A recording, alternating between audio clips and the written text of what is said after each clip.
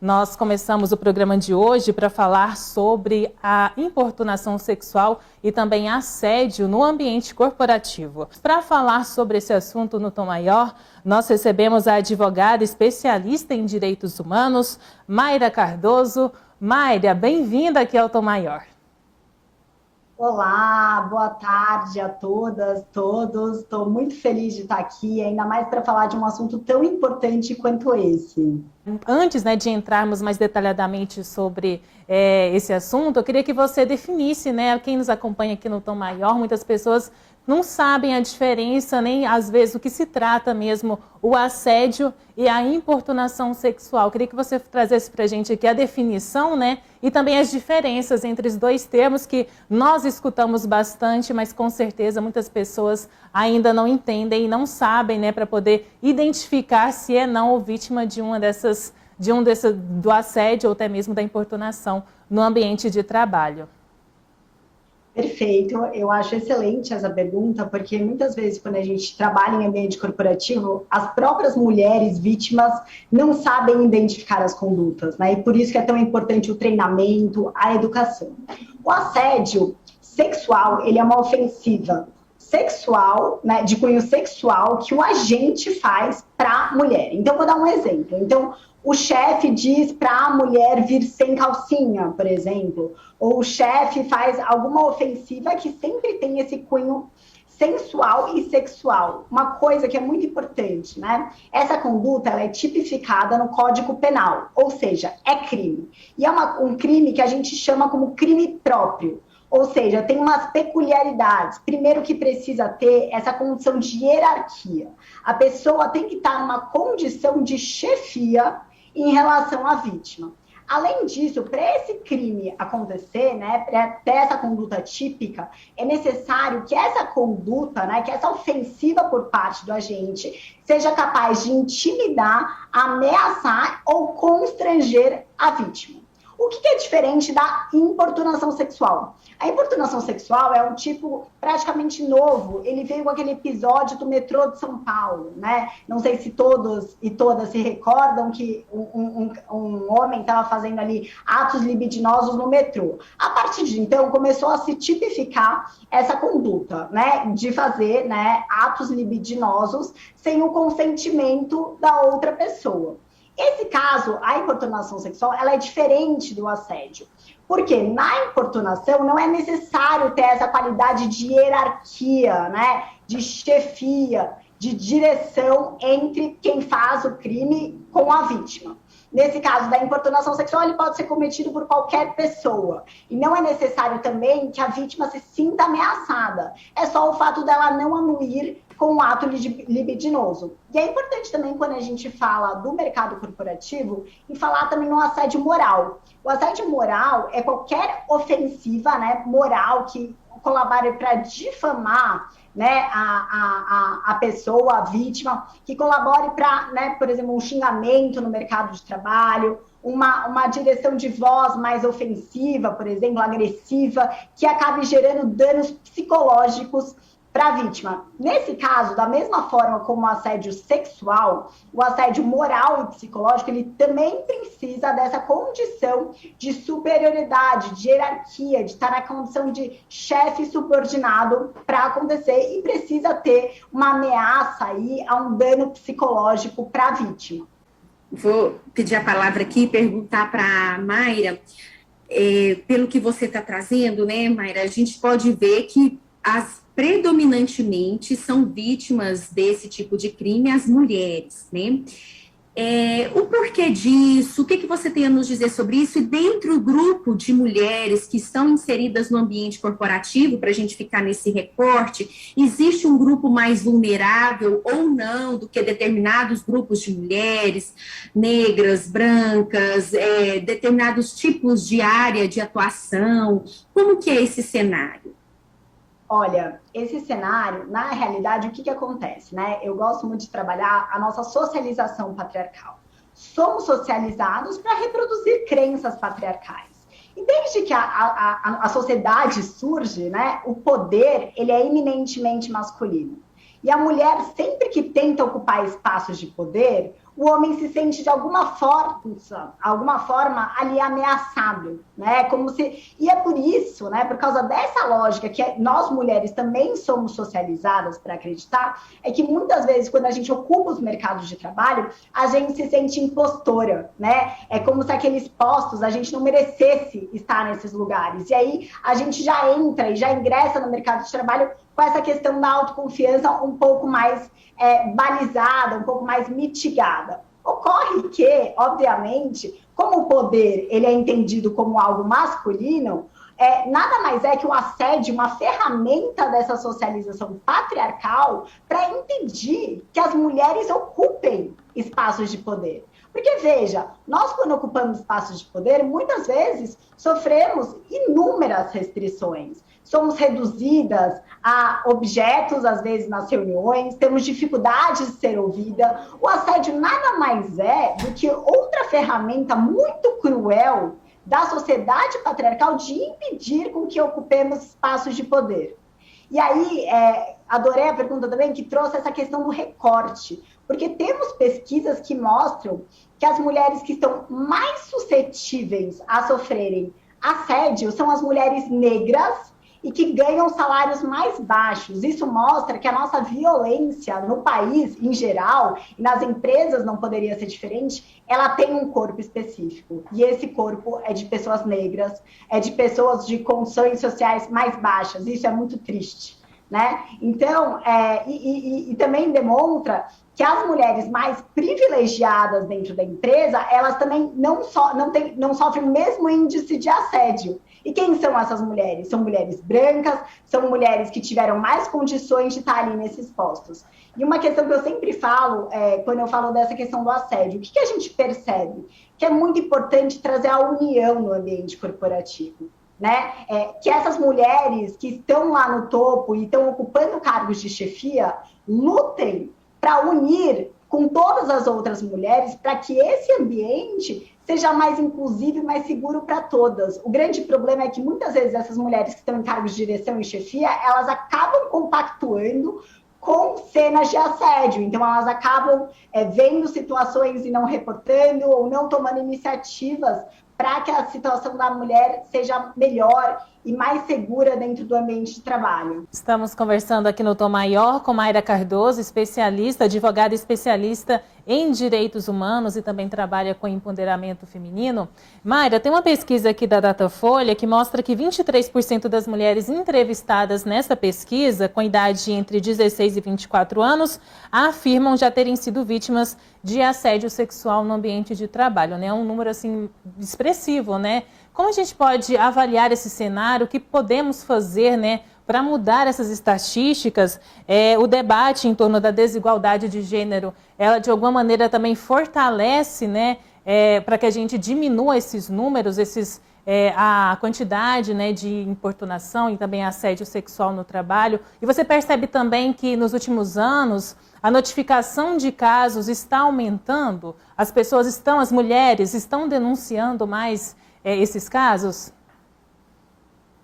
Olha, a saída é essa união entre mulheres para pleitear uma política mais inclusiva dentro da empresa. O que eu percebo? Sim, estão sendo mais denunciados esses casos, mas o que a gente tem que cuidar é quem são as mulheres que denunciam esses casos. Porque também temos dados de que as mulheres que são mais suscetíveis a denunciar casos de abuso são mulheres que são brancas e mulheres que têm classe social, vêm de classes sociais mais altas. E as mulheres que não denunciam são mulheres negras com condições econômicas mais baixas. E geralmente essas mulheres se sentem muito culpadas, né? Quando uma mulher ela sofre uma situação de assédio, ela primeiro, ou ela nega que aquilo aconteceu, ou ela tem medo de denunciar, que ela fala que assim, olha, não vai dar nada, ou ela se sente culpada, achando que ela que provocou aquela atitude, além da vergonha, do medo, de tudo. Então, assim, ok, os números aumentaram, mas a gente tem que trabalhar também com esse componente de quais mulheres estão denunciando e quais não estão.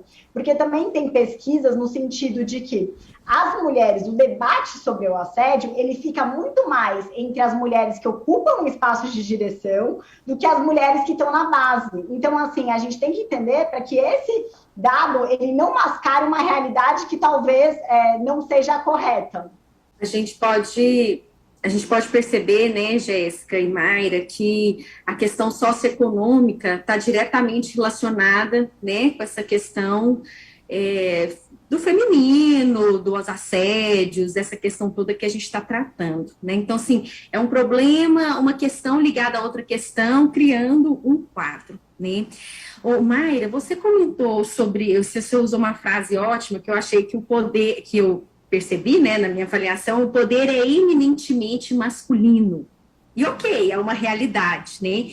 Até que ponto questões biológicas também, de filogenia, de evolução da espécie, são consideradas para a gente brigar contra algo que pode ser considerado também um fator biológico ou não? É eminentemente patriarcal, cultural. Onde é que um se liga com o outro ou não tem nada a ver e a gente já tem que ter, sim, o ideal é superar isso. E como é que você avalia essa questão? Essa é uma dúvida que eu sempre tenho e que eu não tenho, assim, resposta. Olha, é muito curioso, porque, assim, a gente sempre questiona, né, como mulheres, o nosso poder. A questão é que o homem, né, desde o início, né, das civilizações, ele tenta apropriar e fazer essa socialização de que o poder é masculino, porque, no fundo, quem sempre teve o poder somos nós. Nós temos o poder de parir, a gente tem o poder de gerar a vida. Não é à toa que as bruxas foram perseguidas, né? Sempre souberam o nosso poder. O problema é que, por conta dos homens, por conta da sociedade patriarcal, sempre saber do nosso poder, que é um poder muito real e muito sincero e muito até místico, né?